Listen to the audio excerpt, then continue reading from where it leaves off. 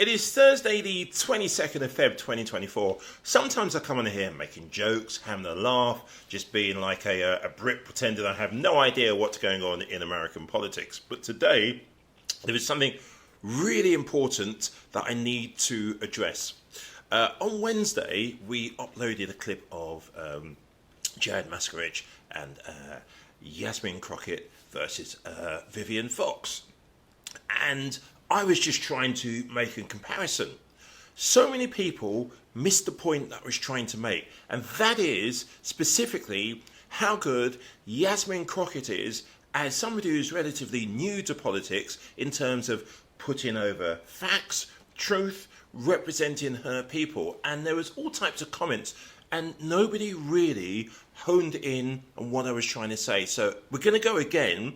And I'm going to put a bit more of Jasmine Crockett in for the simple reason I'm amazed that the Democrats, as we head into election 2024, just don't seem to realise that they have within their midst somebody who is totally able to put over their message in such a constructive, forceful, believable way.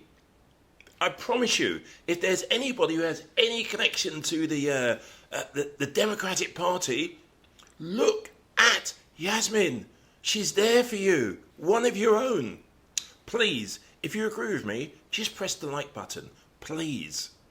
They now want to say DEI because the only reason that MAGA can see a Black or a woman that is in power, let alone a Black woman, is if for some reason we were given a handout, when the reality is that we have to work 10 times as hard as our white male counterparts to get anywhere in this life. Because think about it this way. We have a president that failed up into the White House, because if that had been a Black woman that had the number of affairs, that had the number of marriages, that had the number of baby mamas that Trump had, then they would never be there. In fact, a Black woman being vice president is too much for them.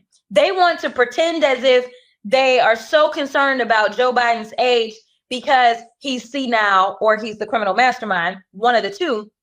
So that concerns them. What their real concern is that there's a Black woman that is behind him.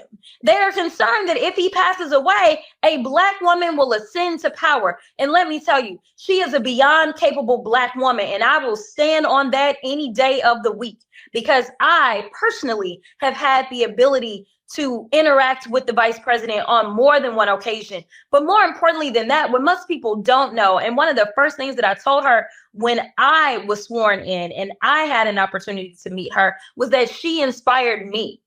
As a young Black lawyer, she was my first inspiration to run for my first elected office, because she was elected as a prosecutor, as the first Black woman out there in the Bay Area. And I saw this as a young Black lawyer. She inspired me. I truly don't know that I would be in politics today, but for my initial inspiration being her, and then followed by that of me also being inspired by Barack Obama. So yes, representation does matter. And there are those that don't want people like me to be exactly who I am every single day of the week, an educated, a passionate Black woman that is going to fight not only for Black folk, but I'm going to fight for people that historically have been disenfranchised, forgotten about, or just kicked while they were down. Well, at least stole one of my lines. The Republican Party is the party of parents and children. We fought hard against the bureaucrats and the unions to have parents have a voice in their children's education. It is, again, as my colleagues have said, it makes all the sense in the world for parents to know what's being taught in the classroom. It makes all the sense in the world for them to know where the money's coming from, where the money's going. We are empowering parents and students with the Parents' Bill of Rights. And it is the right thing to do. And as, again, my colleagues have said, this bill should have passed unanimously. What's wrong with the Democrats that they're not in favor of giving parents the information that they need to help their children succeed in school? Something's wrong with this picture when they are doing that. But we did our job here today. We fulfill one of the key tenets of the commitment to America by having parents be informed so they can help their children. Education is not being seen in high esteem these days in our country. We want the education to be the best it can be in the world as it has been in the past. It isn't now. We need to improve what's happening in education, and giving parents this Bill of Rights will help that along with their children. And now, the prime sponsor of the legislation, Dr. Julia Letlow. I just want to run it back, though, to the very beginning, because this is something that I just can't get over. I can't get over the gentle lady from South Carolina talking about white privilege. It was a spit in the face, at least of mine as a black woman, for you to talk about what white privilege looks like, especially from that side of the aisle. And let me quote your now ousted speaker and what he had to say about the Republican Party and y'all's lack of diversity. When you look at the Democrats, they actually look like America. When I look at my party, we look like the most restrictive country club in America. So let me tell you something. Y'all don't know what white privilege looks like, but I'm gonna show you a little bit of something. You see, you want to talk about a two-tier justice system, and this is the only time that y'all have ever referenced it, when this country has a history when it comes to black and brown folk of having two separate sets of rules. And right now what you want to do is have two separate sets of rules, because Mr. Moskowitz offered y'all a fair situation. He said he would vote for Hunter to be held in contempt if y'all voted to hold all, even if you remove all of the members of Congress. There's still other people that y'all haven't decided that y'all have excuses for, but y'all don't want to hold them in contempt. But for some reason, it makes sense to hold Hunter Biden in contempt, who has tried to comply. And let me tell you why nobody wants to talk to y'all behind closed doors, because y'all lie. That's just the bottom line. You have done it thus far in this investigation. You have done it this far as it relates to this committee. In every single hearing, y'all spin, spin, spin. I don't know how y'all are still standing right now, because you should be quite dizzy from all the spinning that you're constantly doing when it comes to spinning the truth. You talk about free and fair elections, but you back a guy who we know tried to steal the election. And this isn't about what Democrats have to say. Let me remind you, for those of you that don't know how the justice system works, it's not a matter of the president went in and indicted Trump, but we are talking about grand juries. Grand juries are comprised of American citizens, and the people that have entered pleas of guilty that will be flipping on your leader in a minute, they are Republicans. I do want to point that out. And half of them were Republicans that were handpicked by Donald Trump himself. So, to be clear, whatever happens to your little leader, it's going to be because of the actions that he took. So you can talk all you want to about how January 6th was nonsense, but all of y'all... Listen, Texans Abroad, thank you for everything that you do. Your voices matter back here at home, where we believe in democracy. That may be up for debate by a few people, but let me tell you something. I am Texas State Representative Jasmine Crockett, and I won my House race by only 90 votes. We were actually looking at those votes that were coming in from abroad. You made it happen. So please continue to raise your voices, because we need you back here at home, making sure that we ensure democracy is preserved for us all. Thank you, Jasmine Crockett, the next Congresswoman from Texas Congressional District 30. That's right. Without objection, the gentlelady is recognized for 1 minute. Thank you, Mr. Speaker. I rise today to oppose the removal of Congresswoman Omar from the Foreign Affairs Committee, and I begin by asking, what is the crime? You see, this is a question that many in this country have been asking over the last week. What is the crime? Now, many were referring to Tyree Nichols, but I'm asking this question as it relates to Congresswoman Omar. Was her so-called crime allegedly committing fraud in Brazil? Was her so-called crime allegedly breaking campaign finance laws during her election to Congress? Was her so-called crime stealing from a roommate? Was her so-called crime defrauding and outright lying to her constituents? No, none of the above. But these are crimes that my colleagues on the other side of the aisle have no qualm in countenancing when it is politically expedient. So I ask again, what is the crime? There are those that have been accused of and or under investigation for participating in attacking our very democracy here on January 6th, and they have been seated on committees. So here we are with our first African-born member of Congress who has not been accused of the above crimes or any crimes, and we are wasting taxpayer dollars debating her removal from her duly appointed position on foreign affairs. Are you shutting me off? Expired. Thank you. So I ask again, what is her crime? With that, I yield back. I have said before that has really offended so many of my colleagues on the other side of the aisle is that we not only are supposed to swear to fight those enemies that are domestic, but also foreign. But it is weird when it seems like a lot of the domestic enemies are right here serving in the House with us. And that's what we have, because everyone should be ashamed. Everyone should be appalled that they have been peddling Russian propaganda. But I'm going to move on to another issue that is specifically super important to Texas.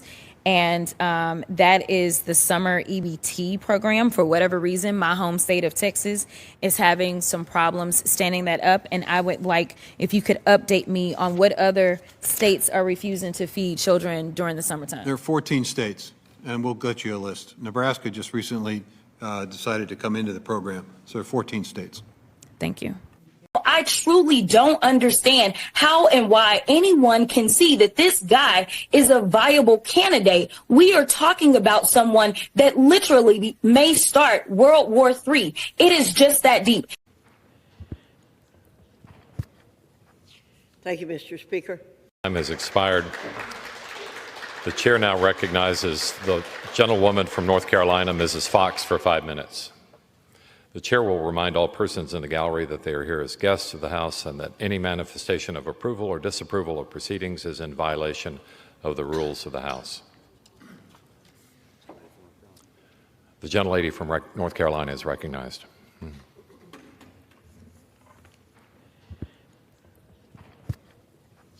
Thank you, Mr. Speaker. Freedom of speech and thought on college campuses is essential to one of the most important missions of the university, the search for truth. While censorship can come from the right or left, many colleges and universities are now zealously devoted to advancing left-wing ideas and are willing to disregard evidence and logic to do it. Universities should be a marketplace of ideas, not temples to a single political dogma. When students or faculty speak out against established norms, they're canceled, fired, or otherwise stigmatized by peers and university administrators. This is not what our founding fathers intended for our country or for our universities.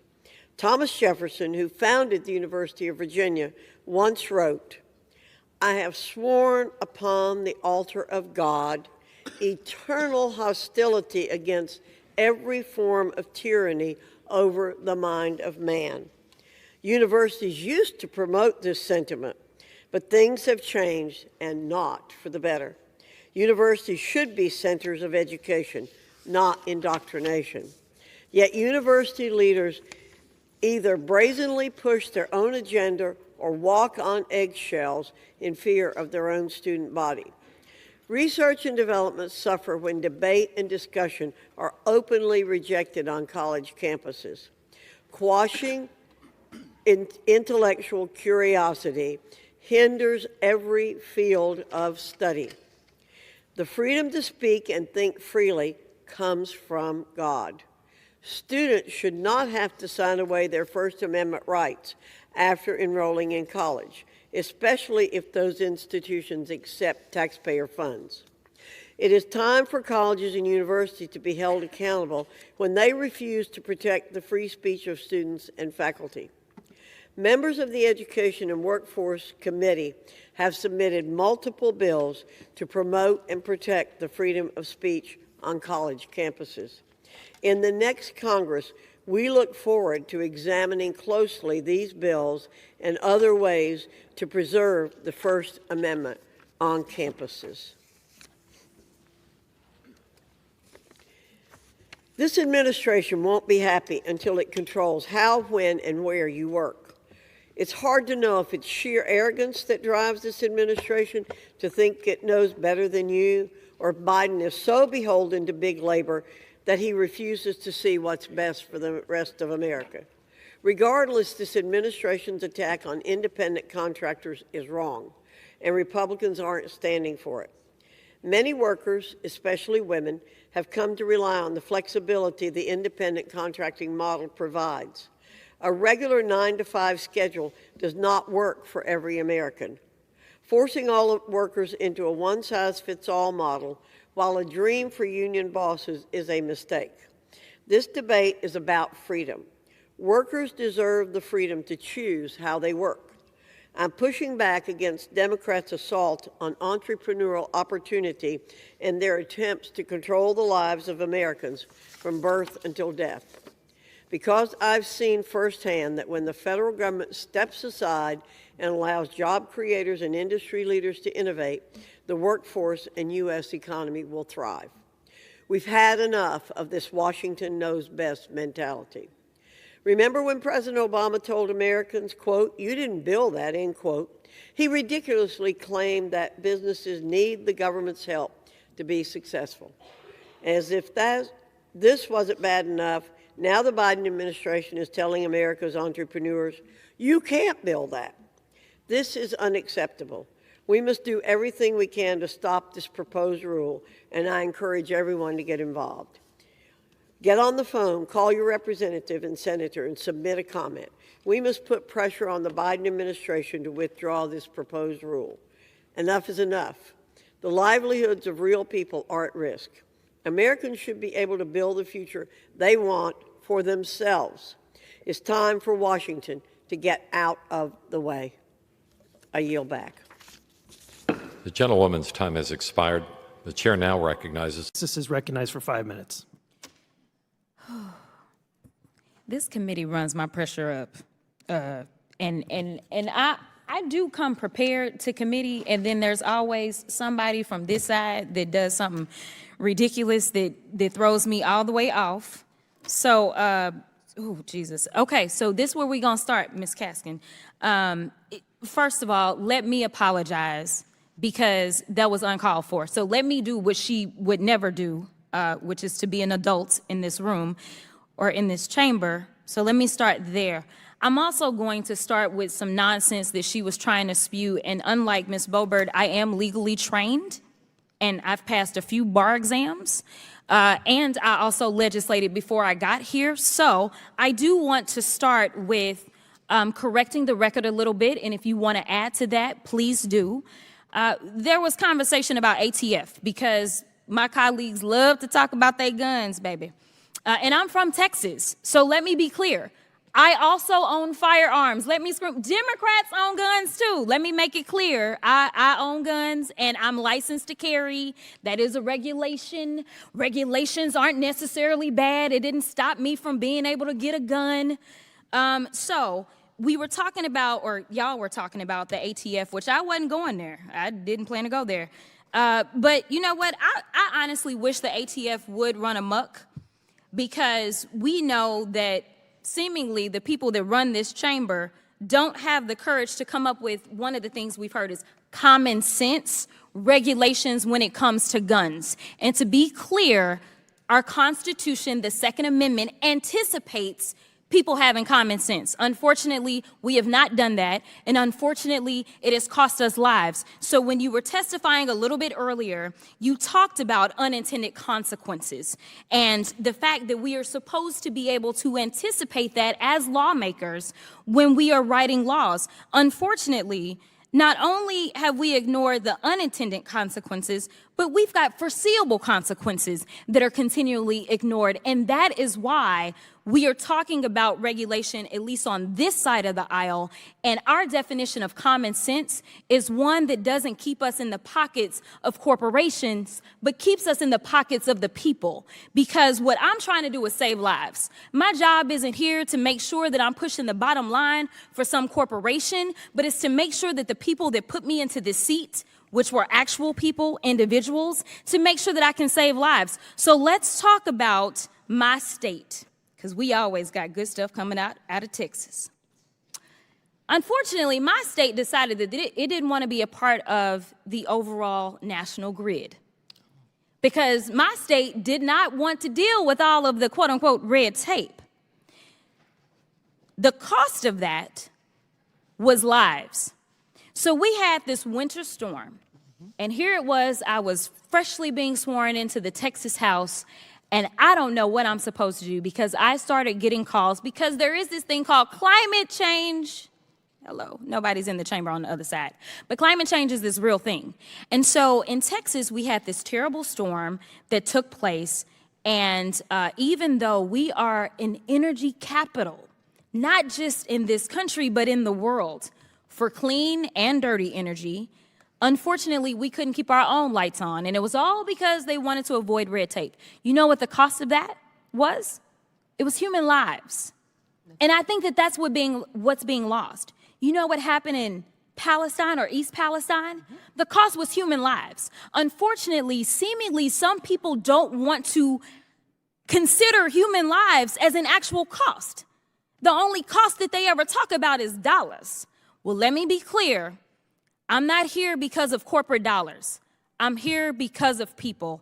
And so I am curious to know, and I'm going to give you, and I usually run out of time. I'm going to be clear. I always run out of time because they always give me too much to do.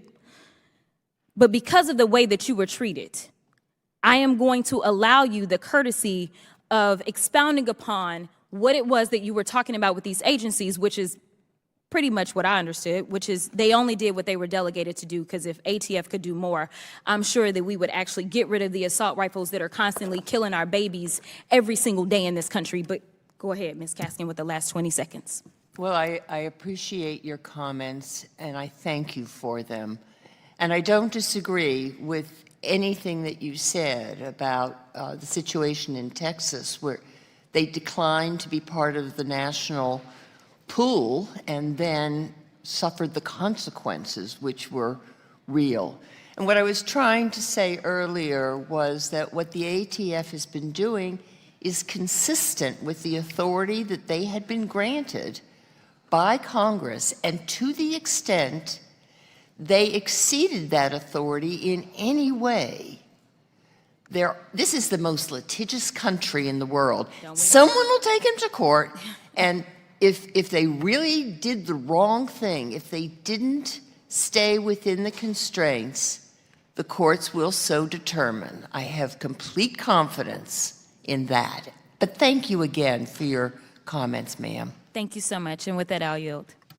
And Ms. Crockett is recognized for 5 minutes. Thank you so much. I'm going to pick up right where Representative Connolly left off. Out of curiosity, do either one of you know the definition of insanity? I think you're referring to doing the same thing over and over again and expecting a different result. Oh, okay. That's exactly what I was referring to. And it sounds like that is what this party is good at. But I want to talk about the theme of the day. Commissioner, you have said over and over and over the word complicated. I was not keeping a tally, but you said it a lot. So I want to work with this word a little bit. I have a list of items. I would like for you to let me know if you believe they are complicated or not. Tax returns. Complicated. Operating the IRS without proper investment. Complicated. Recruiting workers in this antagonistic environment. Complicated. Auditing millionaires and billionaires. Complicated. Okay, so it sounds like you've got a complicated job. I do. And it also sounds like you have to know something about math. My colleague brought that up as well. It sounds like you need to be at least somewhat decent at counting to be with IRS. Yes? Yes. You'd agree? Okay. I agree. You know, it's so weird because my colleagues on the other side of the aisle wanted to call this hearing. This is not our first. It's not our second. I've actually lost count myself of how many IRS hearings we're having. And they seemingly feel like they can fix your very complicated issues. But somehow they aren't good at simple math that would get them to a speaker, you know, right. So we've been 3 weeks without one. Let me ask you another question that may be another one of these when the math ain't math in situations. There was a looming government shutdown a few weeks ago. And interestingly enough, when I do the math, approximately a little bit more than 60% of the people that sit on this committee actually voted to shut us down. Now, out of curiosity, for everyone that claims to care about their constituents, do you think it's easier or more difficult to operate as the IRS when, say, there's a shutdown? It is very disruptive to our operations. Very disruptive. Let me give you another number that is very concerning to me. That number is 24. 24 represents the number of days that we have before the continuing resolution that 60% of, and when I say my colleagues, I'm talking about across the aisle, not on this side. We were about at 100%. Actually, we were 100% on this committee that voted to make sure that the government did not shut down. But if in 24 days we don't have a speaker because they can't figure out their math, and we shut down, is that going to help you answer more phone calls or less phone calls? A lot less. Oh, okay. All right. So it sounds like we have a lot of performative politics that is taking place, because yet another number that was mentioned, and I believe you brought this number up, was $540 billion. You also talked about appropriations, and you talked about the fact, and I want to be clear about this $540 billion. This $540 billion is a net number, correct? This is not a net zero, like it's going to cost $540 to go get it, and that's how much we're going to get. We're talking about netting $540 billion, correct? $540 billion. I would say we're on track under current course and speed to get about 70 back, so our hope is we'll be at 470. But yeah, it's $470 billion, which is what's owed versus what's paid. Okay, very good. How is it that the American people should believe that the majority party has the ability to solve your complex issues when, number one, they don't pay attention to history, which was defunding this organization has not helped their constituents, but hurt their constituents? And let me add to that. The last time I checked, America is growing. So you were defunding your organization as we were ending up with more people, which means that you have more work, correct? Correct. More population, more filers, more changes to the tax code, and more complexity in how the economy operates. 2010, when our budget reduction started, we never heard of PayPal, Venmo, all these, payment platforms. The gig economy changes, and it's great, but we have to invest and be ready to be effective tax administrators as the world changes. That's why it's important to keep our funding at pace. I agree, and as the child of an IRS worker, I absolutely want to thank you for what you do, and obviously, I always must send love to my mama. I thank her for what she does for the American people as well. I'll yield back. Gentlewoman yields back her time. The distinguished gentleman from South Carolina, Mr. Timmons, is recognized for 5 minutes. Thank you, Mr. Chairman. It's been over a month since the House Oversight Committee launched our impeachment inquiry. Just in case you're still not convinced, let's compare the oxygen thief, as in Marjorie Taylor Greene, to Congresswoman Crockett. Press the like button if you're in agreement with me that Jasmine is just one of the best representatives around and is just underused, in my opinion, by the Democratic Party.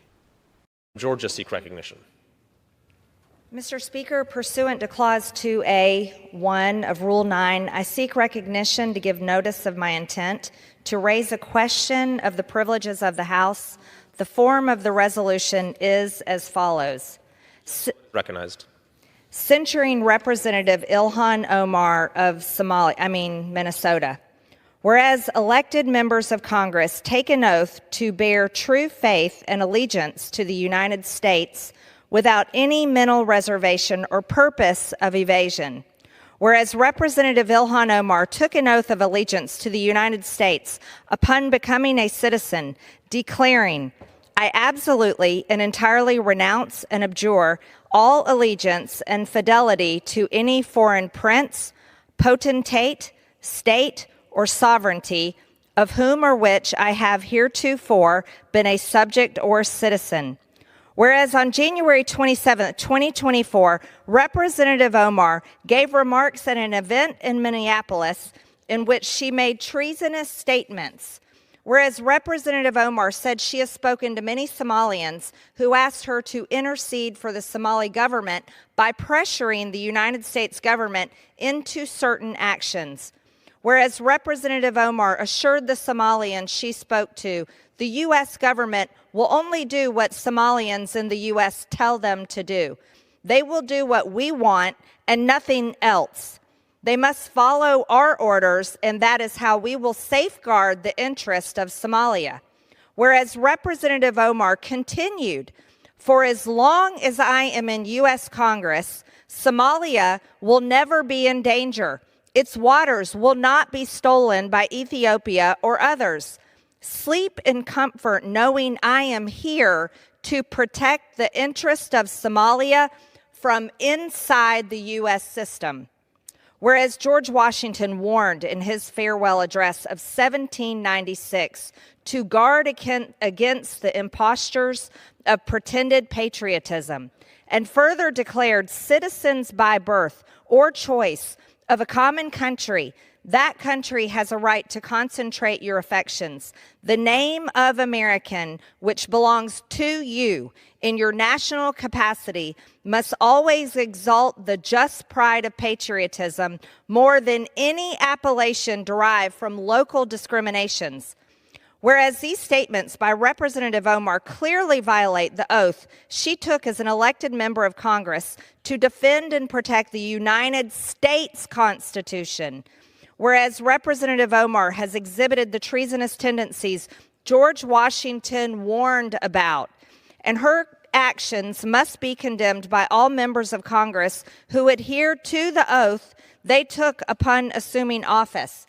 And whereas by openly admitting her efforts to advance Somalia's interest using her position as a United States representative, Representative Omar has revealed herself to be a foreign agent acting on behalf of a foreign government. Now, therefore, be it resolved that Representative Ilhan Omar of Minnesota be censured. Representative Ilhan Omar forthwith present herself in the well of the House of Representatives for the pronouncement of censure.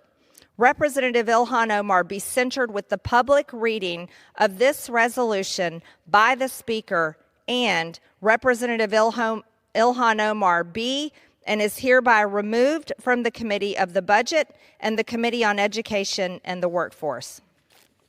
Chair recognizes Ms. Crockett from Texas for 5 minutes. Thank you. I don't know that I can get through all that I need to say in 5 minutes, but I'm going to do my best. We're going to start off with sexual abuse. I am so excited that my colleagues across the aisle care about sexual abuse, considering that the front runner right now for presidency is kind of just been found liable of sexual abuse. So I'm excited because this may mean that finally some folk will back off from supporting him because we don't support sexual abusers in this chamber. So I'm happy about this.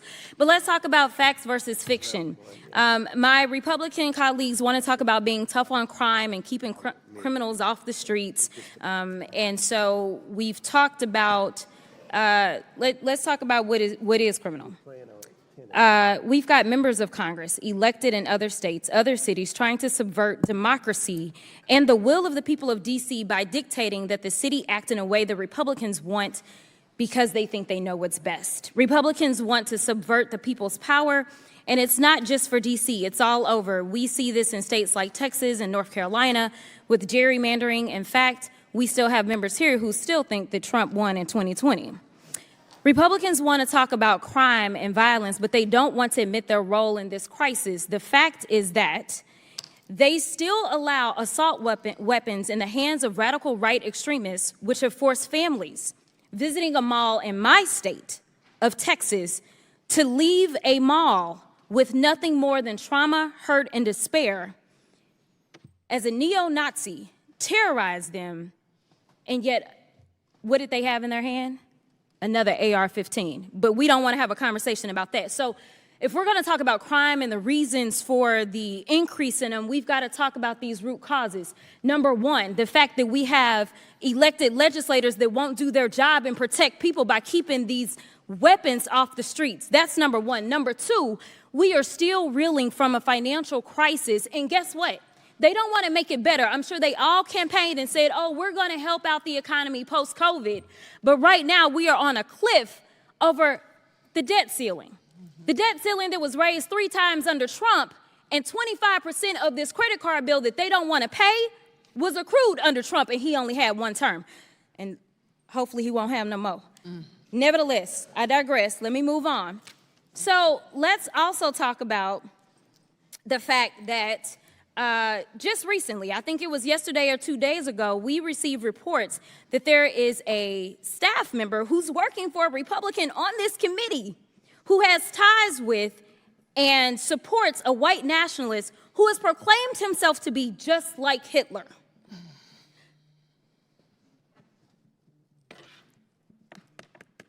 I don't really know what to say, except for the fact that this is a farce, all right? Because the fact is, we've got an increase in crime all over. If we really want to be real about it, let's talk about it. We're talking about D.C. right now, but the murder rates in red states like Louisiana, Mississippi, Alabama have statistically exceeded those in blue states like Illinois, New Mexico, and Michigan every year since 2000. But since my colleagues feel the need to meddle in local affairs of D.C., then let's look at where there might be issues. To be clear, D.C. doesn't control most of its own post-arrest criminal justice system. Instead, the federal government administers most of it. So I have a few questions, yes or no, for you, Mayor Bowser. The federal government, not D.C., has the authority to prosecute nearly all crimes committed by adults under D.C. law. That's correct. The federal government appoints judges to the local D.C. courts. That's correct. The federal government has jurisdiction over community supervision and adults charged or convicted of D.C. crimes. That's correct. The federal government has jurisdiction over the incarceration of adults convicted of felonies under D.C. law. Correct. Lastly, Mayor Bowser, isn't the federal government responsible for parole and supervised release of people convicted of felonies under D.C. law? Yes. Thank you. The fact is, my Republican colleagues want to talk about keeping D.C. streets crime-free. They can't even keep the halls of Congress crime-free, because we gonna talk about this, because I got 24 seconds. My freshman colleague has just been indicted on 13 counts, 13 felony counts, right? But have they exhibited any courage to say, you know what, we will disallow this in our body. We will make sure that we expel this individual. They have not. So what I don't want to hear is that they care about crime, because if they did, they would start by cleaning up our own house and mind our own business instead of coming after D.C. So thank you so much for your time. Thank you, Congresswoman.